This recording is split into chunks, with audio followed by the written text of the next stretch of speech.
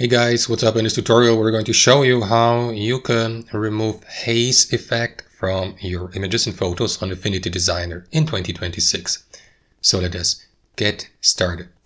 Navigate to your image or photo on Affinity, and then guys you will need to access the haze filter.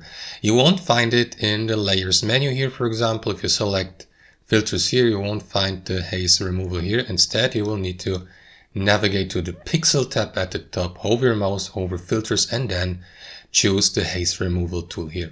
Click into it.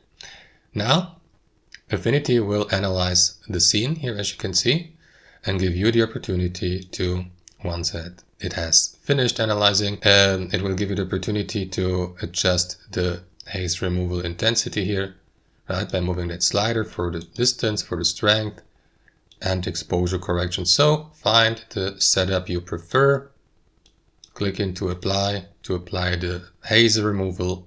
That's how it works. Thanks for watching and have a wonderful day.